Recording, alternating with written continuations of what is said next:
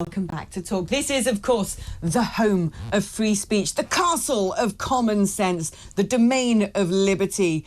You are with us hopefully you're with us until 4 o'clock when I then hand the reins over. You can listen to me on DAB Plus radio, on your smart speaker, on your connected device, or even tune in on YouTube if you want to see my smiling face this morning. Julia's messaged in Norfolk saying, I cannot say how I feel and voice my opinion in public or at work for fear of consequences. There is no true free speech anymore unless you are agreeing with the woke lefties. If you raise your head above the parapet, you are classed as a racist or as far right. Julia, I think a lot of people out there also feel that way. They're afraid to say what they think. But how do we know? Who is it that makes these decisions on high? Who is it that suddenly changes the rules of the game? Who is it that underneath it all is pulling the strings by stealth and creating a new form of censorship where things that you might have been able to say 5 years ago you can't? Actually, it goes in the other direction as well. I find that increasingly we are saying things today that 5 years ago we couldn't. And perhaps in part we need to thank people like Elon Musk for that, for buying Twitter and enshrining free speech in his platform.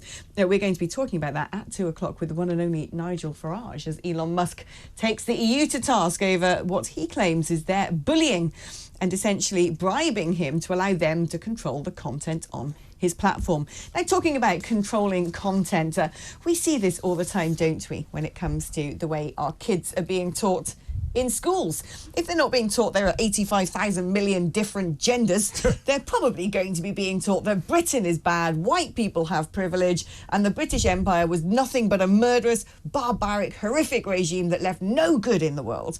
And actually, you'd be right, because this is the orders from on high. Guidance created by a school support organisation, The Key, which is offered to teachers up and down the country, is providing tips on how to make the history curriculum anti-racist. That's right. Teachers are advised to present the British Empire to secondary school pupils like Nazi Germany as a power that committed atrocities. But pupils shouldn't also be taught about the balance of good or bad. The fact that the British Empire might have actually done some good things, brought democracy, Christianity, education, you name it, interconnected the world through trade and actually benefited a huge number of countries. No. You can't balance that out with good or bad aspects of the empire, the guidance states. The anti-racism curriculum review created by The Key began as a government pilot and now provides teaching resources to more than 100,000 school leaders. 100,000 people teaching in schools are reading this. It says if topics such as the British Empire are taught impartially, impartiality, objectivity, the sort of thing you think education should be based on, i.e. as if the British Empire was an equal mix of good and bad, while other topics are not, teachers are told to reframe the subject. I mean, why? Why are they so hell-bent on painting everything that Britain's ever done, tarnishing our history with just some sort of, a monochrome vision that we're just nothing but evil, nothing but bad. We wrought devastation across 1/3 of the world.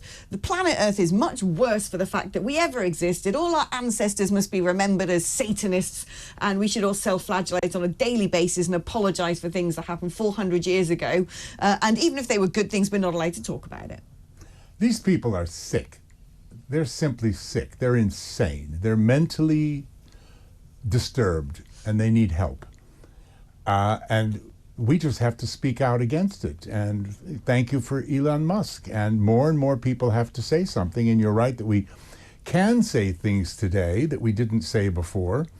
Maybe you get canceled, maybe you don't. But this is reaching a new height, Alex. You've got the EU wanting to censor X, formerly Twitter, and now you've got 100,000. I mean, what kind of people are these? Why don't they run around the country tearing down statues? I wonder as well, we constantly hear about slavery and all of this as if we're still sort of, shipping people out from West Africa right now. Yeah. Well, guess what? News alert, slavery is still going on. It's largely going on with wealthy elites in London, usually from other countries, probably not so many Brits. There's still a lot of slavery going on. There's still a lot of slavery going on in the Middle East. Yazidi slave girls, for example. Rich families from the Middle Middle East, and yeah, I mean, you just have to go down most streets in Britain and see the nail salons, see cleaners working on the black market, see the hand car washes, and ask yourself, are these people paying tax, or have they got slave masters and mistresses? So slavery still exists today, but nobody wants to talk about that. Yeah. They want to talk about the stuff that happened hundreds of years ago. And again, they want to talk about it within the prism of complete imbalance. It's just the same thing over and over again. It's people suffering from extreme savior complex. They want to feel better about themselves, so they go and espouse some cause that's very far away, 400 years ago, a different continent, whether.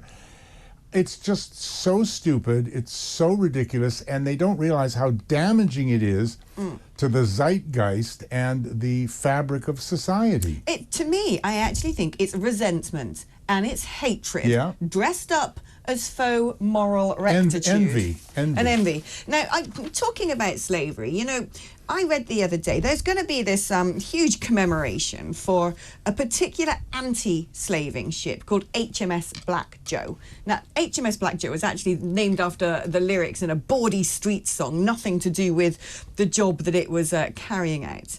And HMS Black Joe was supposed to have a sort of commemorative statue in Portsmouth because it did great work in intercepting slaving vessels and saving thousands and thousands of people from incarceration, emancipating tens of thousands of would-be slaves from Africa. And of course this was blocked because, you know, they put out a sort of, you know, questionnaire to the diverse community and said, do you want to see this? And they said no.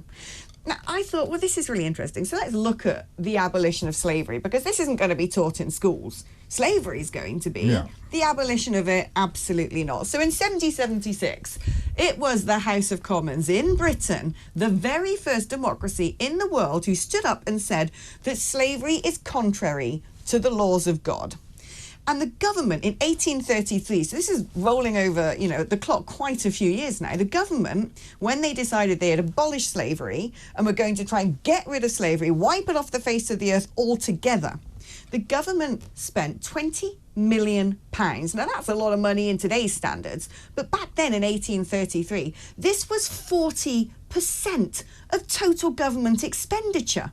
40% of total government expenditure the UK government spent on trying to stop the slave trade internationally.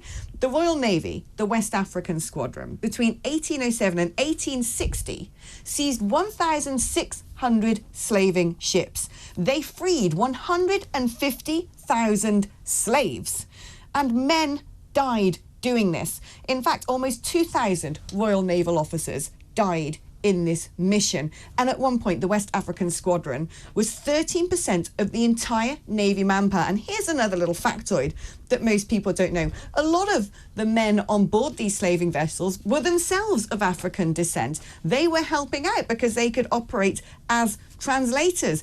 Did you know that the United Kingdom government spent as much suppressing the slave trade internationally as they profited from it throughout its history? That's absolutely fascinating. I knew none of that. That's amazing. Isn't it? That should really go viral. That should be publicized. It's the stuff of a Hollywood movie, right? It brings people together. Those 2,000 sailors, those Royal Navy people who died doing this, I mean, they're heroes. They're heroes. Somebody should do something. 150,000 slaves were freed as a result of what we did. Never heard anything like that. Right. And then it's also, well, you know, we can't do that because that might be sort of erasing the fact that Britain at one point was a big part of the slave trade and all these people. Well, yeah, we know that. That's the precursor to this actual narrative. But when people are from African descent and say, you know, I'm descended from slavery, well, actually, you might equally be descended from people who were selling the slaves themselves, or people on these Royal Navy vessels helping to stop all the programs on telly where black people went back to Jamaica and elsewhere and got in touch with the roots of their families and found that their black families were slave owners. Right. So, I mean, it was everywhere. It was endemic. And also, would it not be more productive? And yes, let's have a proper look, a truthful look at what went on in history and celebrate the good and remember the evil, because we should learn lessons from history. And the lessons we should learn from history is that slavery should have no place in our society. Yet half the people marching for BLM are probably getting their nails stuck on in salons where women have been trafficked over and are not being paid. And Marianne Williamson was until recently going to be the candidate instead of Joe Biden.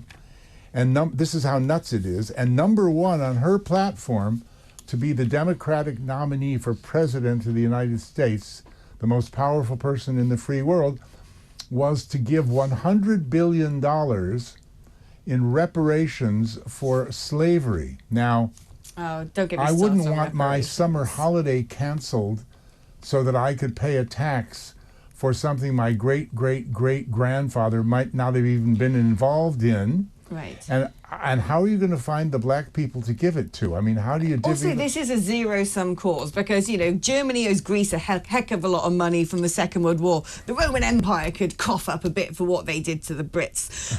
Roger, thank you ever so much. We're taking a short break now, but when I come back, I want to hear more of your opinions. Our big question today is, how free do you feel to speak? Let me know. 0344 499 1000 is the number to